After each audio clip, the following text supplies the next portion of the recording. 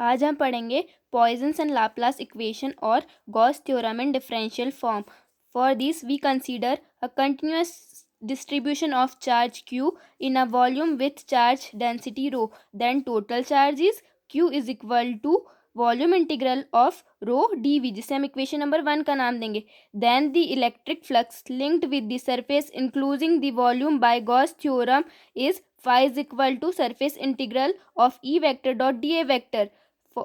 आगे phi is equal to 1 upon epsilon naught volume integral of rho d V, जिसको हम equation number 2 का नाम देंगे. But according to Gauss divergence theorem the volume integral of divergence of electric field E over a volume V is equal to the surface H which encloses the given volume.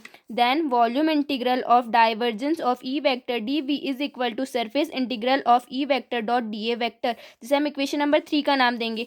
आगे thus from equation 2 and 3 we get volume integral of divergence of E vector dV is equal to 1 upon epsilon naught volume integral of rho dV.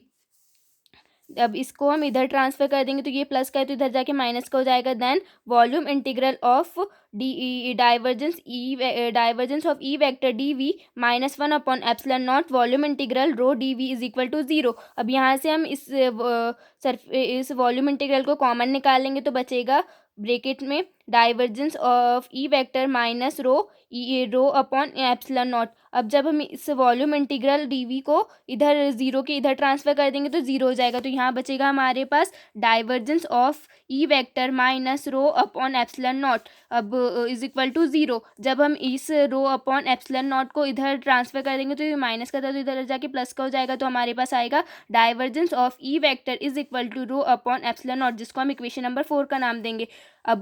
Equation 4 is called the Poisson's equation. This equation can also be expressed in term of potential V. We know that intensity of electric field is the negative gradient of electric potential. Then E vector is equal to minus gradient of V.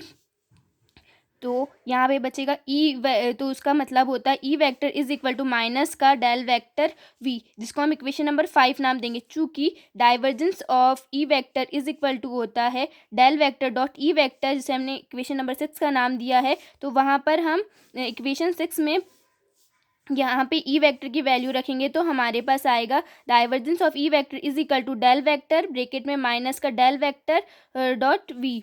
तो उसकी आगे उसको solve करेंगे तो आएगा divergence of E vector is equal to minus का del square V, जिसको हम इक्वेशन नंबर 7 नाम दिए. By equation 4 and 7 we get rho upon epsilon not is equal to minus का डेल स्क्वायर वी.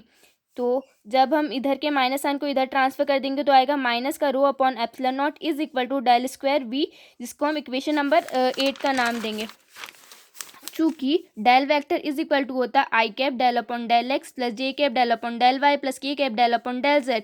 तो इसी को हम फर्दर सॉल्व करेंगे तो डेल स्क्वायर की वैल्यू आएगी del vector dot del vector is equal to del square upon del x square plus del square upon del y square plus del square upon del Z square. अब इसमें हम we का into कर देंगे तो उसका into इन सभी में होगा तो हमारे पास आएगा del square V is equal to del square dot V is equal to del square V upon del x square plus del square V upon del y square plus del square V upon del Z square.